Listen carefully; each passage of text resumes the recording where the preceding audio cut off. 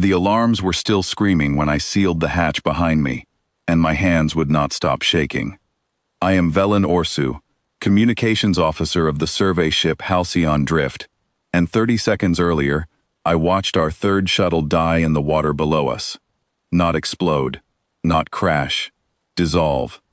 The hull peeled apart like wet paper, and the ocean of this nameless world swallowed it whole before the crew could even send a distress call. We had cataloged 900 worlds before this one. I had personally logged storms that could crush a starship and gas clouds that could strip flesh from bone in seconds. None of it prepared me for this sea.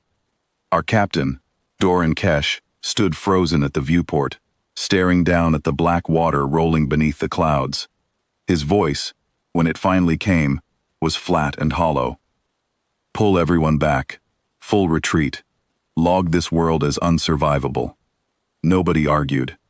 Nobody wanted to look at that ocean for one more second than they had to.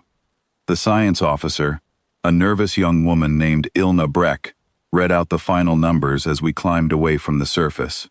The water carried a mineral compound that acted like acid on organic tissue and like rust on metal, both at devastating speed.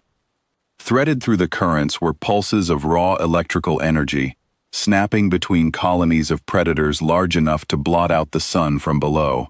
Any one of these dangers alone would have been enough to kill a landing party.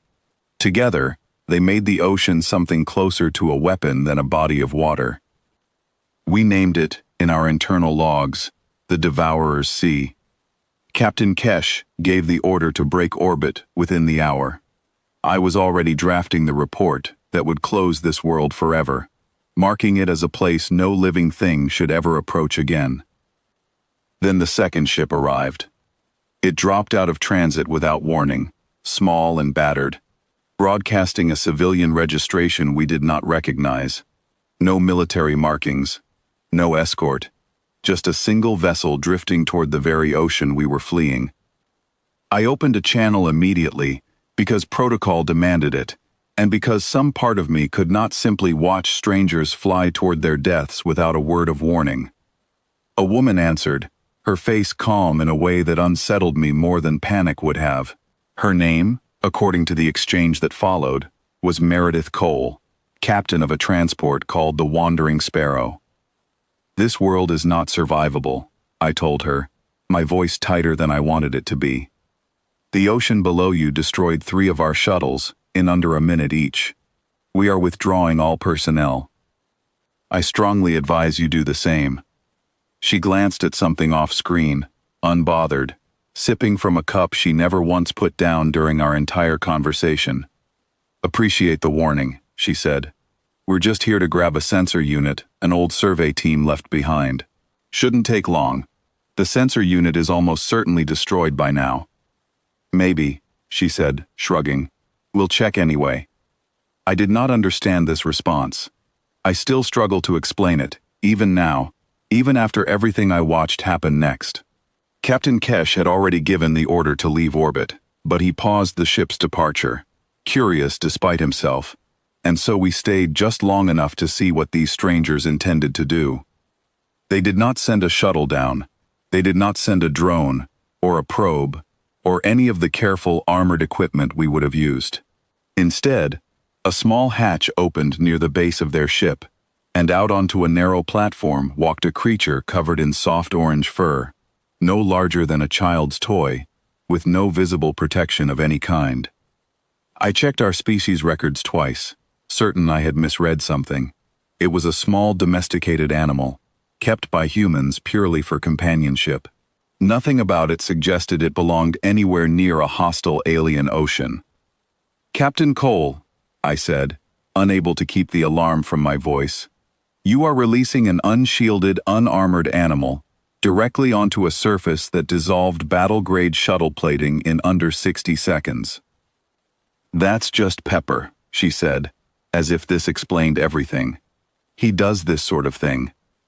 The animal called Pepper sat at the edge of the platform for a long moment, tail flicking lazily, staring down at the churning black water the way one might glance at a puddle after light rain.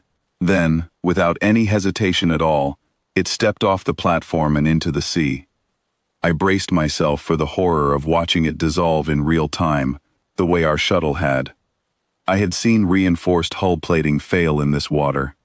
I expected nothing less for soft, unprotected flesh. It did not happen. The creature began to swim. Its small paws moved in smooth, practiced strokes, cutting easily through water that had corroded steel, its ears pressed flat, its whole body calm and unbothered. The massive shapes drifting beneath the surface, the same predators whose electrical bursts had torn our shuttle apart, glided past within arm's reach of the animal and simply ignored it, as though it were beneath their notice entirely. "The current alone should be lethal," I said, watching the readout spike and fall as electrical pulses crossed the water near the swimming creature. "The chemical composition alone should be lethal." "He hates the current," Captain Cole said, laughing softly. "Puffs his fur right up. It's actually pretty funny to watch."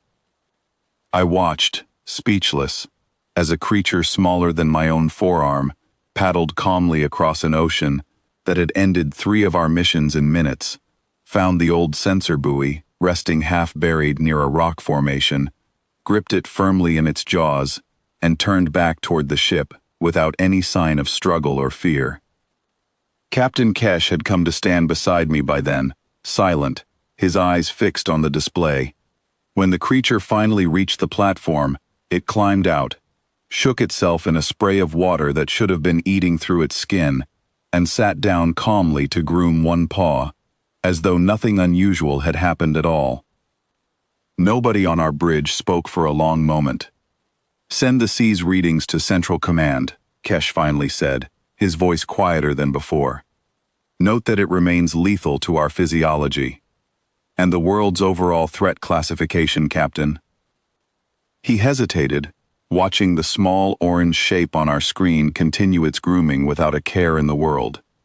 "Change it," he said. "Mark it as unconfirmed. Recommend further observation before we close the file."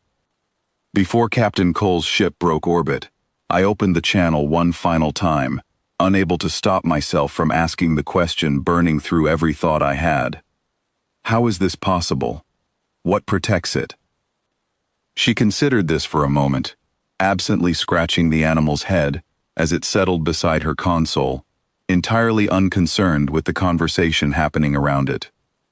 "Honestly, no idea," she said. "Our vet back home says his fur has some kind of natural oil that keeps most things from soaking through. Cats are just built strange. Last month he fell asleep curled up right against an active heating vent, and I found him an hour later completely fine, purring like nothing happened." She shrugged. "I stopped trying to explain him a long time ago. He's just a cat." Just a cat.